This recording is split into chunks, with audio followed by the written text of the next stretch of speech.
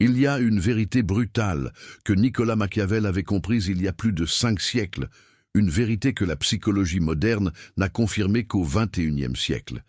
Et elle est si simple qu'elle fait mal. Ce qui ne coûte rien n'est pas valorisé. Ce qui est gratuit est invisible. Et là, maintenant, pendant que vous m'écoutez, il y a quelque chose que vous offrez gratuitement. Quelque chose de précieux. Votre temps, votre énergie, vos connaissances, votre attention. Et la personne qui le reçoit ne le remarque même pas, parce que ce qui est facile à obtenir est facile à ignorer. Mais avant que vous ne pensiez que cela ne concerne que l'économie ou le monde des affaires, arrêtez-vous, parce que cette vérité affecte chacune de vos relations, chaque conversation, chaque moment où vous décidez de donner quelque chose de vous-même sans rien exiger en retour. Machiavel a écrit dans Le Prince quelque chose que les gourous de la motivation d'aujourd'hui ne vous diront jamais. Il a écrit que les hommes valorisent davantage ce qu'ils ont du mal à obtenir que ce qu'ils reçoivent sans effort. Et il ne l'a pas dit comme un conseil marketing, il l'a dit comme une observation brutale de la nature humaine. Une nature qui n'a pas changé en 5 siècles et qui ne changera pas dans les 5 siècles à venir. Et voici ce qui est difficile à entendre. Vous pensez probablement que j'exagère, que vous pouvez donner sans rien attendre en retour et que c'est bien, que la véritable générosité est désintéressée, que les gens bien ne calculent pas ce qu'ils donnent. Mais c'est précisément ce qu'on vous a enseigné pour vous maintenir impuissant. La société vous a conditionné à croire que donner sans limite est une vertu, qu'établir des barrières est de l'égoïsme, que valoriser votre propre temps est de l'arrogance. Et pendant que vous croyez cela, d'autres profitent exactement de cette croyance pour extraire de vous tout ce qu'ils peuvent sans rien donner en retour. Chaque fois que vous donnez quelque chose gratuitement, vous communiquez inconsciemment que ce que vous donnez n'a pas de valeur. Non pas parce qu'il n'en a pas, mais parce que le cerveau humain est programmé pour évaluer les choses, non pas par ce qu'elles sont, mais par ce qu'il en coûte pour les obtenir. En 1975, un groupe de psychologues de l'Université de Virginie a mené une expérience qui a changé tout ce que nous croyions sur la valeur perçue. Stéphane Worschel et son équipe ont pris 2 bocaux identiques de biscuits. Les mêmes biscuits, le même goût, la même qualité, mais un bocal contenait 10 biscuits et l'autre seulement 2. Ils ont ensuite demandé aux participants quels biscuits étaient les plus désirables. La réponse a été unanime. Les biscuits du bocal presque vide étaient perçus comme plus précieux, plus savoureux, plus désirables. Non pas parce qu'ils étaient différents, mais parce qu'ils étaient rares. Mais ce n'est pas tout. Worschel a fait quelque chose de plus. Il a pris le bocal de 10 biscuits et, devant les participants, en a retiré 8. Il n'en a laissé que 2.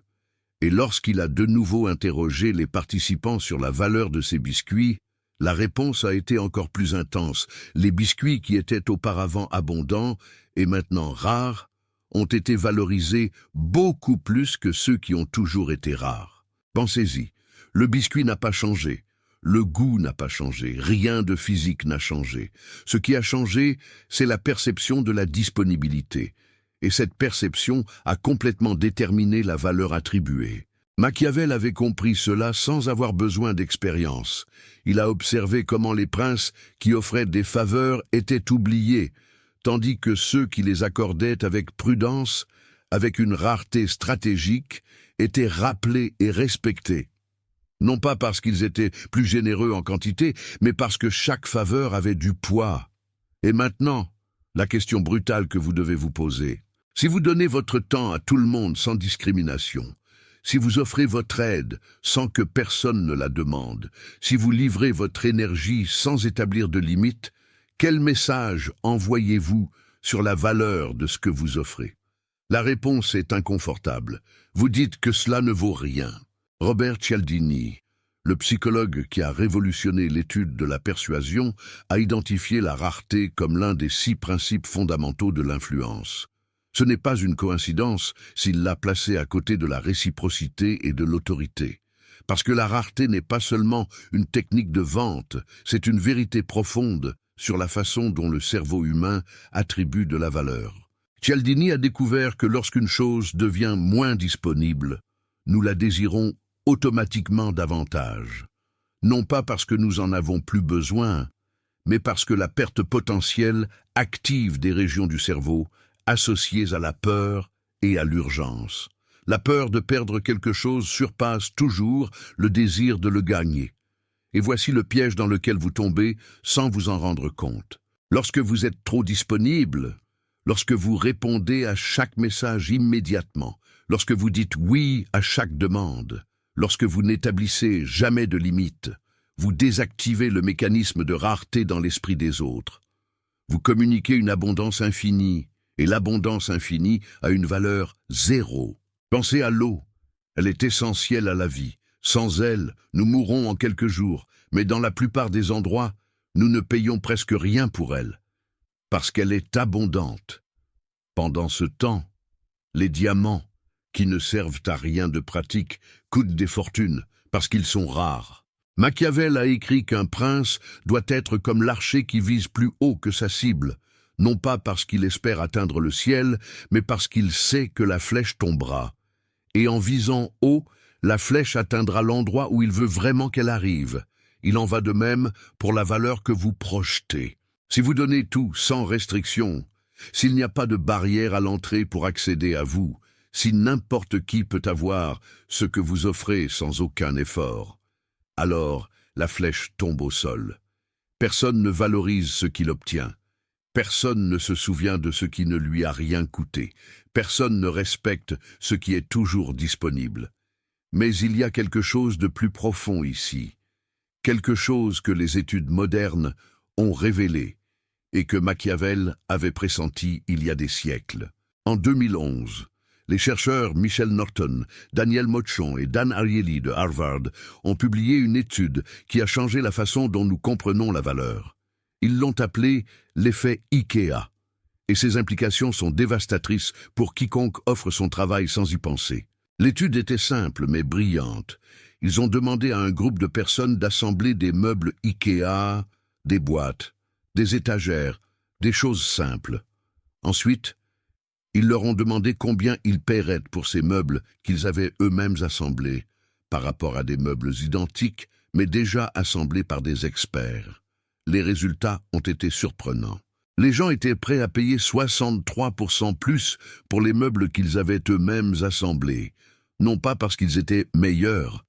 En fait, beaucoup étaient mal assemblés, avec des vis desserrées et des pièces désalignées. Mais cela n'avait pas d'importance. Ce qui importait, c'était l'effort investi. L'effort crée la valeur, pas la valeur objective, la valeur perçue. Et la valeur perçue est la seule qui compte dans les relations humaines. Imaginez Pierre qui rend visite à Sophie à Paris. Il a traversé la ville, bravé les embouteillages. Cette visite aura plus de valeur qu'un simple coup de fil. Machiavel a compris cela lorsqu'il a écrit que les hommes doivent gagner les choses par leur propre effort pour les apprécier véritablement. Un territoire conquis par le sang se défend avec acharnement. Un territoire offert s'abandonne sans y penser. Et voici la révélation que vous devez entendre. Chaque fois que vous facilitez trop la tâche à quelqu'un, vous le privez de la possibilité de l'apprécier à sa juste valeur. Vous n'êtes pas généreux. Vous êtes destructeur. Vous détruisez la valeur de ce que vous donnez, en éliminant l'effort de celui qui le reçoit. Pensez aux relations où l'un donne tout et l'autre n'apprécie rien. Ce n'est pas que la personne qui reçoit soit mauvaise, c'est que le cerveau humain ne peut pas valoriser ce qui ne coûte rien. C'est un mécanisme de survie. Un filtre automatique qui rejette l'abondant et priorise le rare. Et quand vous comprenez cela, tout change. Mais attendez, car il y a une troisième découverte qui complète le tableau. Et c'est peut-être la plus perturbante de toutes. En 1959, les psychologues Elliot Aronson et Judson Mills ont mené une expérience à l'université de Stanford qui a révélé quelque chose de sombre sur la nature humaine. Ils l'ont appelée « justification de l'effort ». Ils ont créé un groupe de discussion sur la sexualité. Pour entrer dans le groupe, certains participants devaient passer par une initiation embarrassante, lisant du matériel explicite à voix haute devant des inconnus. D'autres entraient simplement sans aucune barrière. Une fois à l'intérieur, tous ont participé exactement à la même discussion, le même contenu, la même expérience. Mais quand on leur a demandé si l'expérience avait été précieuse, les réponses ont divergé de manière dramatique. Ceux qui avaient subi l'initiation difficile ont qualifié la discussion de beaucoup plus précieuse, plus intéressante et plus significative que ceux qui étaient entrés sans effort. La discussion était identique. Ce qui a changé, c'est le coup d'entrée. Et voici ce qui est perturbant. Ce n'est pas qu'ils aient menti. Ils croyaient sincèrement que c'était mieux.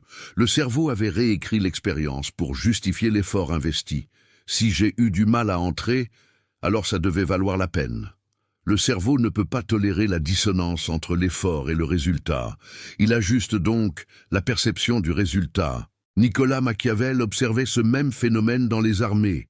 Les soldats qui avaient le plus souffert pendant les campagnes étaient les plus loyaux, pas malgré la souffrance, mais grâce à la souffrance. L'effort investi créait un lien qu'aucun avantage offert ne pouvait égaler. Et maintenant, pensez à votre propre vie. Les personnes qui apprécient le plus votre présence sont celles pour qui être avec vous représente une forme d'effort. Peut-être doivent-elles voyager pour vous voir, peut-être doivent-elles ajuster leurs horaires, peut-être doivent-elles renoncer à d'autres options. Cet effort n'est pas un obstacle à la relation, c'est le ciment qui la maintient unie. Pendant ce temps, les personnes qui vous ont toujours à disposition, qui n'ont jamais à faire d'efforts pour vous joindre, sont celles qui vous apprécient le moins. Pas parce que ce sont de mauvaises personnes, mais parce que leur cerveau n'a aucune raison d'attribuer de la valeur à quelque chose qui ne coûte rien. Et nous arrivons au point le plus brutal de tous. La raison pour laquelle personne n'apprécie ce que vous donnez gratuitement n'a rien à voir avec vous. Elle a à voir avec l'architecture du cerveau humain. Un cerveau qui a évolué dans un monde de rareté. Un cerveau qui a appris à valoriser ce qui est difficile. Parce que ce qui est difficile à obtenir était généralement plus nutritif, plus sûr, plus bénéfique. Quand quelque chose était facile à obtenir, c'était probablement parce que d'autres l'avaient déjà rejeté.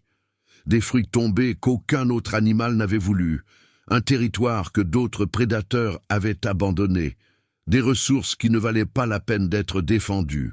Cet instinct est gravé dans votre système d'exploitation neurologique et dans celui de tous ceux qui vous entourent. Vous ne pouvez pas argumenter contre lui. Vous ne pouvez pas convaincre quelqu'un d'apprécier ce que vous lui donnez. Son cerveau n'est tout simplement pas conçu pour le faire. Nicolas Machiavel observait cela dans les cours d'Italie. Les conseillers qui offraient leur sagesse gratuitement étaient ignorés. Ceux qui exigeaient des audiences privées, ceux qui faisaient attendre les princes, ceux qui conditionnaient leur savoir à des faveurs spécifiques, étaient les plus consultés et respectés, pas parce qu'ils en savaient plus, mais parce que leur savoir coûtait à obtenir. Et ce qui coûte s'apprécie. Il existe un exemple historique qui illustre parfaitement cela. Lorsque Léonard de Vinci cherchait le patronage de Ludovic Sforza, il n'a pas offert ses services gratuitement. Il n'a pas supplié pour une opportunité. Au lieu de cela, il a écrit une lettre détaillant tout ce qu'il pouvait offrir, des machines de guerre à l'architecture, comme s'il rendait service au duc en envisageant de travailler pour lui. Et cela a fonctionné, parce que Léonard a compris instinctivement ce que la science confirmerait des siècles plus tard. La façon dont vous présentez votre valeur détermine la façon dont les autres la perçoivent. Mais ce que vous pouvez faire, c'est utiliser ces connaissances stratégiquement. Nicolas Machiavel a écrit que le prince sage ne distribue pas les faveurs au hasard. Il les accorde avec une précision chirurgicale, aux bonnes personnes, au bon moment, avec la bonne quantité de résistance préalable, pas pour manipuler, mais pour créer une valeur réelle. Parce qu'une faveur qui coûte à obtenir se rappelle, une faveur qui se donne s'oublie, une aide qui exige un effort du destinataire transforme, une aide qui ne nécessite rien se dissipe. Et cela s'applique à tous les domaines de votre vie. Au travail, l'employé qui dit toujours oui, qui ne fixe jamais de limites, qui accepte chaque tâche sans discuter, est le plus ignoré lorsque les promotions arrivent. Pas parce qu'il ne travaille pas dur, mais parce que sa disponibilité infinie communique que son temps ne vaut rien. Dans les relations, la personne qui est toujours disponible, qui répond à chaque message en quelques secondes, qui n'a jamais d'autre projet, est celle qui reçoit le moins de respect, pas parce qu'elle ne mérite pas d'amour, mais parce que la disponibilité constante élimine la rareté dont le cerveau a besoin pour attribuer de la valeur. Dans les affaires, le produit ou le service qui est offert gratuitement est perçu comme inférieur à celui qui est payant, pas à cause de la qualité réelle, mais à cause du signal que le prix envoie sur la valeur. Il existe des études qui le démontrent de manière irréfutable. Des chercheurs ont donné aux participants le même médicament contre la douleur. À certains, on leur a dit qu'il coûtait 2 € par comprimé. À d'autres, on leur a dit qu'il coûtait 10 centimes. Le médicament était identique. Cependant, ceux qui pensaient prendre le comprimé cher ont signalé un soulagement de la douleur significativement plus important. Le prix n'a pas changé la chimie. Il a changé l'attente, et l'attente a changé l'expérience réelle. Cela a des implications profondes pour vous. Lorsque vous offrez quelque chose gratuitement, vous n'envoyez pas seulement un signal sur sa valeur, vous réduisez littéralement son efficacité, parce que la personne qui le reçoit ne s'attend pas à ce qu'il fonctionne aussi bien, et cette attente se transforme en réalité. Et voici le paradoxe que Nicolas Machiavel a compris avant tout le monde. La générosité réelle nécessite une rareté stratégique. Tout donner à tout le monde n'est pas de la générosité, c'est de l'autodestruction. C'est dévaloriser ta propre valeur sur le marché des relations humaines. La véritable générosité consiste à donner ce qui est juste, à la personne juste, au moment juste, avec le niveau d'effort requis approprié de la part de celui qui reçoit. Ça crée de la vraie valeur, on s'en souvient, ça transforme. Pense aux mentors qui t'ont le plus marqué dans ta vie. Probablement que ce n'étaient pas ceux qui te donnaient tout sans rien te demander. C'étaient ceux qui t'exigeaient, ceux qui te mettaient à l'épreuve, ceux qui te faisaient gagner leur attention, pas parce qu'ils étaient cruels, mais parce qu'ils comprenaient, consciemment ou inconsciemment, que l'effort crée de la valeur, et ils voulaient que ce qu'ils te donnaient ait un impact réel. Maintenant, il y a quelque chose que je dois clarifier avant de continuer. Je ne suis pas en train de dire que tu dois être égoïste. Je ne suis pas en train de dire de ne jamais aider personne. C'est l'interprétation superficielle que les critiques de Nicolas Machiavel font toujours, et ils passent complètement à côté du point. Ce que je dis, c'est que si tu veux que ta générosité ait un impact réel, tu dois comprendre comment fonctionne le cerveau humain. Et le cerveau humain ne valorise pas ce qui ne coûte rien. Donc, la question n'est pas de savoir s'il faut donner ou ne pas donner. La question est de savoir comment donner de manière à ce que tu donnes soit réellement valorisé. Comment structurer ta générosité pour qu'elle ait l'impact maximal. Et la réponse est dans la rareté stratégique. Ne réponds pas à chaque message immédiatement, pas parce que tu veux jouer à des jeux, mais parce que ta réponse immédiate communique que ton temps n'a aucun autre demandeur. Et ça dévalue l'interaction. Ne dis pas oui à chaque requête, pas parce que tu es égoïste, mais parce que ton oui constant communique que ton aide est disponible pour quiconque la demande. Et ça élimine le signal de valeur dont le récepteur a besoin pour l'apprécier. N'offre pas ta connaissance ou ton expérience sans aucune barrière à l'entrée, pas parce que tu veux être exclusif, mais parce que l'absence de barrière communique que ce que tu offres ne vaut pas l'effort de surmonter un obstacle. Nicolas Machiavel écrivait que les hommes sont plus affectés par la manière dont on les traite que par le contenu du traitement. Ce n'est pas ce que tu donnes, c'est comment tu donnes. Un cadeau emballé avec soin, livré au moment parfait, avec une petite barrière d'accès, vaut plus que 100 cadeaux lancés sans considération. Pas en valeur objective, en valeur perçue. Et dans les relations humaines, la valeur perçue est tout ce qui compte. Maintenant, il y a un détail crucial que beaucoup interprètent mal. La rareté stratégique ne signifie pas être mesquin, ne signifie pas retenir ce qui est bon par pure avarice. C'est l'opposé de ce que je décris. La rareté stratégique signifie comprendre que la façon dont tu donnes détermine l'impact de ce que tu donnes. Ça signifie que parfois, la chose la plus généreuse que tu peux faire est de créer une petite friction avant de livrer de la valeur. Un professeur qui fait travailler ses étudiants pour obtenir des réponses n'est pas cruel. Il crée les conditions pour que l'apprentissage ait un impact réel. Un mentor qui met des épreuves avant de partager la sagesse n'est pas arrogant. Il s'assure que sa connaissance soit valorisée et appliquée. Un ami qui n'est pas toujours disponible n'est pas inattentif. Il crée les conditions pour que sa présence soit réellement appréciée. Et maintenant, nous arrivons au point de transformation. Si tu es arrivé jusqu'ici, tu reconnais probablement des schémas dans ta propre vie, des moments où tu as donné sans mesure et reçu de l'indifférence, des relations où tu as offert tout et as été tenu pour acquis, des situations où ta générosité a été répondue par un manque de respect. Ce n'était pas parce que les personnes étaient mauvaises, c'était parce que tu as violé les lois fondamentales de la façon dont le cerveau humain assigne de la valeur. Tu as donné sans rareté, et ce qui n'est pas rare ne peut pas être valorisé. La bonne nouvelle, c'est que cela peut être changé. Tu n'as pas à devenir une personne froide ou calculatrice.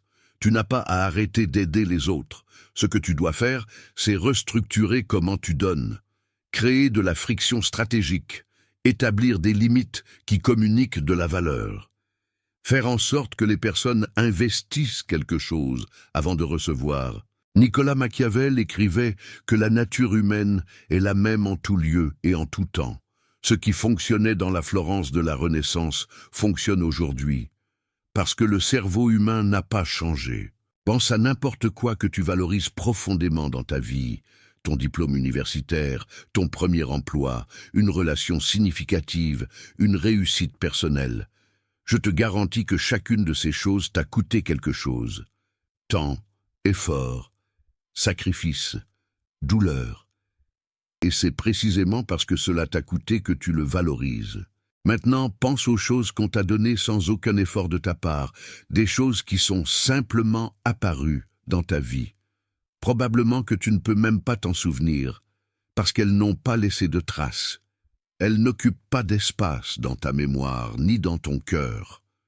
Ce schéma n'est pas une coïncidence, c'est la loi fondamentale de la valeur humaine. Et une fois que tu la comprends, tu ne peux plus la dévoir. La rareté crée de la valeur, l'effort crée de l'appréciation, ce qui coûte est valorisé. Et si tu veux que ce que tu offres au monde ait un impact réel, tu dois jouer avec ces règles, pas contre elles. Maintenant, avant de terminer, il y a quelque chose d'important. Tout ce que tu viens d'entendre sur la psychologie de la valeur, sur la rareté, sur l'effet IKEA, sur la justification de l'effort, représente des décennies de recherches scientifiques qui confirment ce que Nicolas Machiavel a observé il y a 500 ans. Cette chaîne existe pour apporter ces vérités sans filtre, sans la romantisation que d'autres chaînes appliquent, sans les mensonges réconfortants qui te maintiennent impuissant. Le bouton « Super Thanks » que tu vois là en bas n'est pas seulement une forme de soutien financier, c'est ta manière de dire que tu veux plus de ce contenu.